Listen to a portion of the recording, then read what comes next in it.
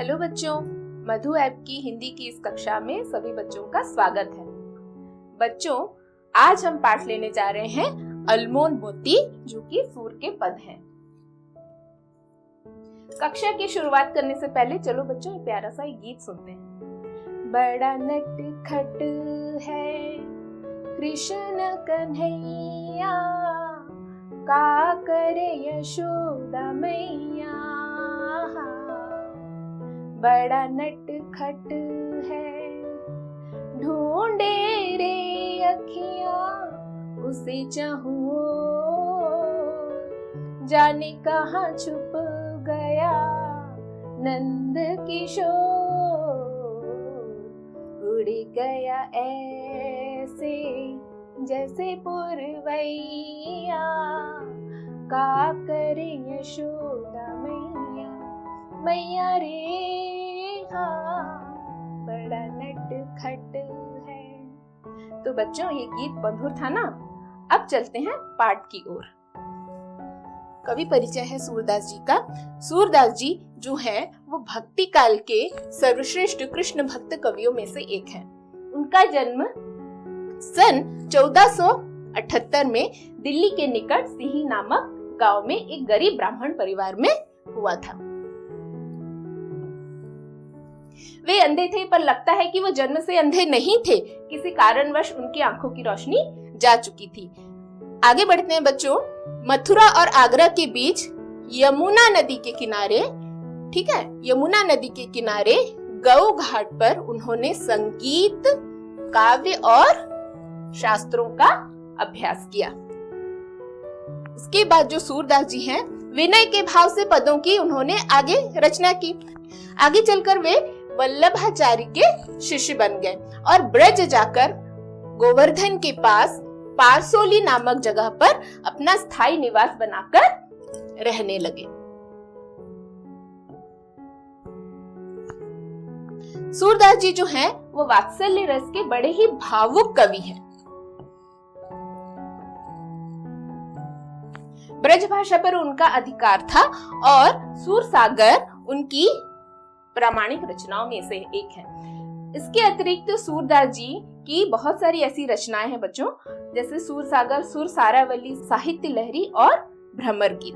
अब देखो बच्चों, हम आगे पाठ की ओर चलते हैं।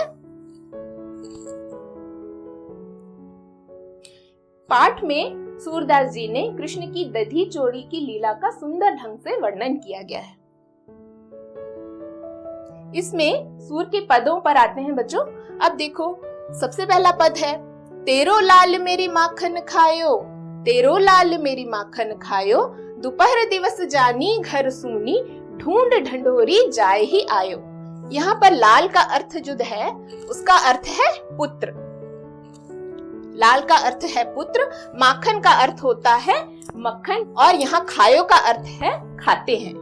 इसमें ब्रज जो नारी है वो माता यशोदा से श्री कृष्ण की शिकायत लेकर आती हैं। वो कहती हैं कि जो तेरे लाल है, तेरो लाल मेरी माखन खायो, दोपहर दिवस जानी घर सूनी, ढूंढ ढंढोरी जाए ही आयो। यहाँ पर लाल का अर्थ है पुत्र और माखन का अर्थ है मक्खन और खायो का अर्थ है खाते हैं। अब आगे वो बढ़ती हैं, वो कहती हैं कि दोपहर दिवस जानी घर सूनी, ढूंढ ढंढोरी जाए ही आयो। दोपहर दिवस, दिवस का अर्थ होता है दिन। दिन के समय दोपहर को, जानी घर सूनी, श्री कृष्ण जानते हैं कि घर सूना है। वो ढूंढ ढूंढ कर, क्या है, वो ढूंढ ढूंढ कर हमारे घर आ जाते हैं। ढूंढ ढिंडोरी का अर्थ होता है खोज खाज कर, ढूंढ कर, खोज खाज कर। अब देखो बच्चों, इसमें जो है ग्वालिन है वो माता यशोदा से कह रही हैं कि वो ढूंढ ढूंढ कर क्या करते हैं, भरी दोपहरी में हमारे घर आ जाते हैं। आगे बढ़ते हैं। खोल किवार सोन मंदिर में, दूध दही सब माखन खवायो। यहाँ पर किवार का अर्थ होता है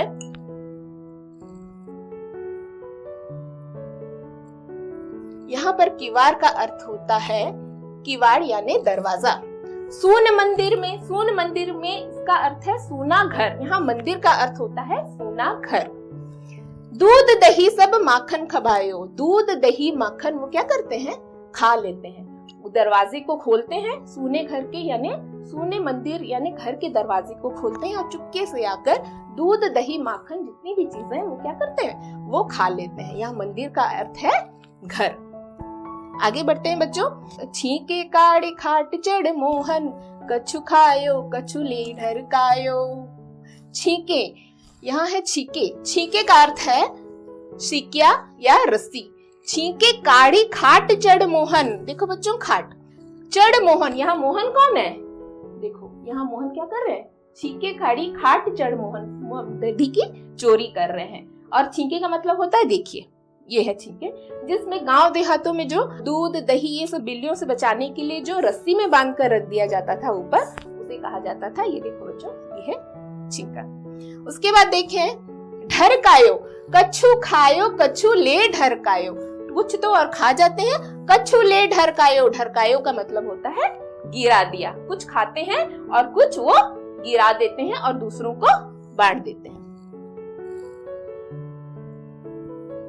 आगे बढ़ते हैं।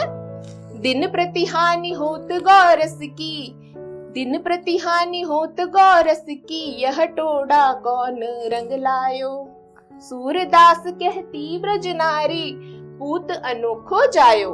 सूरदास कहती ब्रज नारी, पूत अनोखो जायो। यहाँ पर दिन प्रति हानि होत, हानि का अर्थ होता है नुकसान हो जाना, ठीक है। गौरस, देखो बच्चों, गौरस का अर्थ होता है दूध दही छाछ मठा, इसे गौरस कहा जाता है। यह ढोटा, ढोटा, ढोटे का अर्थ है पुत्र, यह तुम्हारा बेटा बालक पुत्र। कौन रंग लायो, न जाने कौन सा रंग लाया है, न जाने कौन सा रंग ढंग लेकर आया है। देखो बच्चों, सूरदास कहती ब्रज नारी, अब सूरदास जी कहते हैं कि ब्रज नारियां कह रही हैं, अरे तेरा बेटा तूने एक अनोखे पुत्र को जन्म ले लिया। यहाँ पर अनोखो का अर्थ है आश्चर्यजनक, यहाँ पर अनोखो का अर्थ है आश्चर्यजनक। देखिए कि इतने नंद बाबा की तो इतने हजारों लाखों गाय थी, मगर फिर भी जो श्री कृष्ण है वो दूसरों की क्या खाते थे, गौरस चुरा कर खाया करते थे, इसीलिए उनको अनोखा पुत्र कहा गया है। देखो बच्चों, इसका जो भावार्थ है एक बार देख लेते हैं।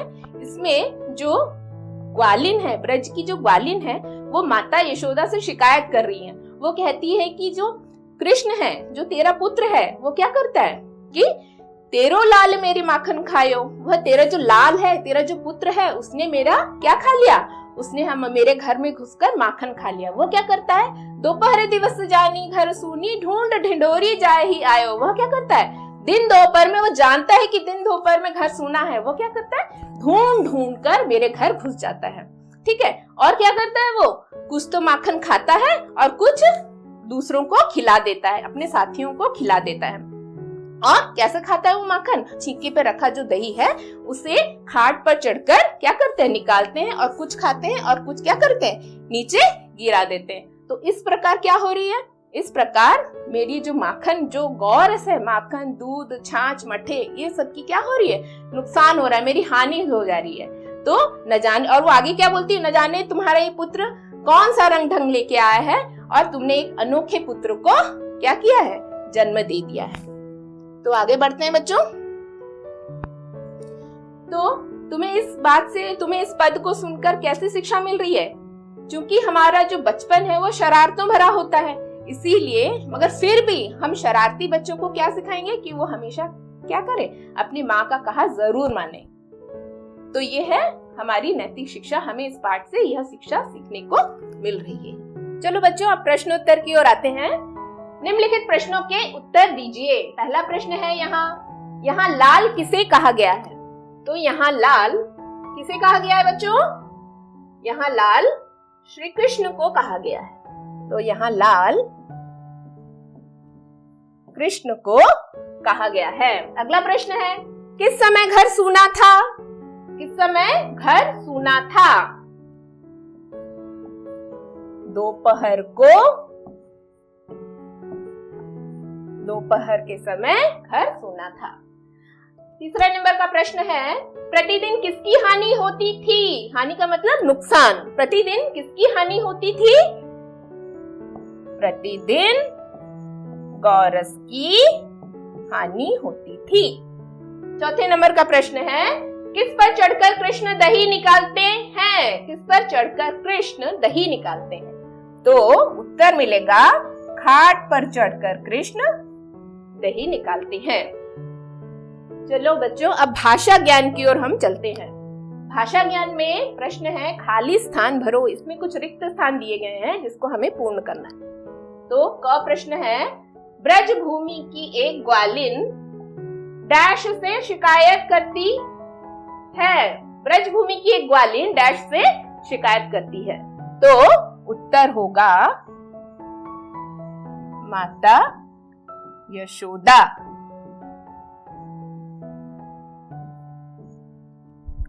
अगला प्रश्न है, दोपहर को घर डैश था।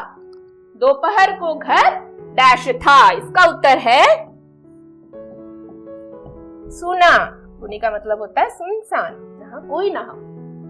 अगला प्रश्न है, यहाँ अनोखों का अर्थ डैश है। यहाँ अनोखों का अर्थ है आश्चर्यजनक।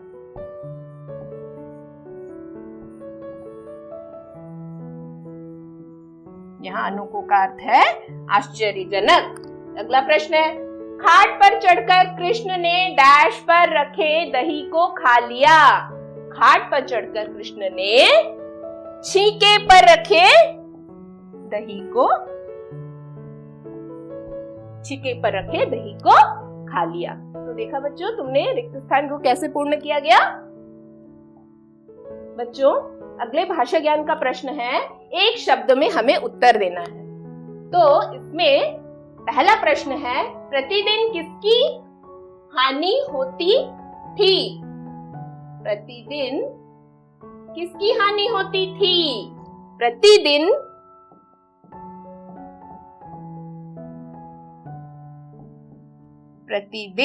गौरस की हानि होती थी। अगला प्रश्न है, ब्रजनारी ने किसे अनोखा कहा? ब्रजनारी ने किसे अनोखा कहा? तो ब्रजनारी ने कृष्ण को अनोखा कहा। अगला प्रश्न है, दही कहाँ रखा हुआ था? दही कहाँ रखा हुआ था? तो दही छींके पर रखा हुआ था। चौथे नंबर का प्रश्न देखो बच्चों, किस पर चढ़कर कृष्ण दही निकालते थे? इसका उत्तर है खाट। खाट पर चढ़कर कृष्ण दही निकालते थे। तो बच्चों, तुमने देखा कि सूरदास जी ने अपने पदों के माध्यम से श्री कृष्ण की बाल लीलाओं का कितना सुंदर ढंग से वर्णन किया है। तो बच्चों, आज के लिए बस इतना ही। धन्यवाद।